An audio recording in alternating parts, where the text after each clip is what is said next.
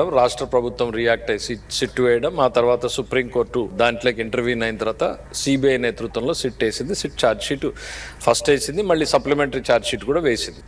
ముఖ్యమంత్రి గారు ఏ నేపథ్యంలో దాన్ని మాట్లాడారు అనేటువంటిది మనం మరొక్కసారి స్పష్టం చేయాల్సినటువంటి అవసరం ఉంది. అడ్మినిస్ట్రేటివ్గా ఇంకా ఏమన్నా ల్యాప్సెస్ ఉన్నాయా అనేటువంటిది తేల్చడం కోసం ప్రభుత్వం ఒక కమిటీని వేయడం జరుగుతుంది. టీటీడీ లడ్డూకు సంబంధించి విచారణలో జంతు కొవ్వు కలిసిందా లేదా అన్న విషయం తేల్చడానికి ఇంకో కమిటీ వేస్తారంట.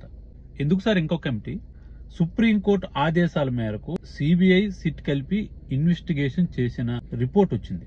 అందులో టీటీడీకి సప్లై చేసిన నెయ్యిలో ఎటువంటి జంతు కొవ్వు గాని జంతు అవశేషాలు గాని లేవని చెప్పి క్లియర్ గా రిపోర్ట్ ఇచ్చిన తరువాత దాని మీద మీకు అబ్జెక్షన్స్ ఉన్నాయా? సుప్రీంకోర్టు కంటే కూడా మీరు బాగా ఇన్వెస్టిగేట్ చేయగలరా? సిబిఐ కంటే కూడా బాగా చేయగలరా?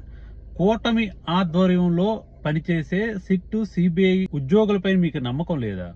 ఎక్కడైనా కూడా ప్రతిపక్షాలు విమర్శించాలి. ప్రతిపక్షాలు మాకు ఈ నివేదికలు వద్దు, నమ్మమని చెప్పాలి. ఎందుకంటే అధికార పక్షం చేతిలో ఉద్యోగస్తులు ఉంటారు కాబట్టి మాకు నమ్మకం లేదని ప్రతిపక్షాలు చెప్పాలి. మీ ఉద్యోగులు ఇచ్చే నివేదిక పైన మీకు నమ్మకం లేకపోతే ఎలా అండి?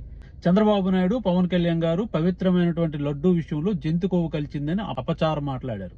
మళ్లీ పనికిమాల కమిటీ ఒకటేసి వాళ్ళ చేత కల్తీ జరిగింది, జంతు కొవ్వు ఉందని చెప్పి చెప్పించడం వీళ్ళు తుది లక్ష్యం.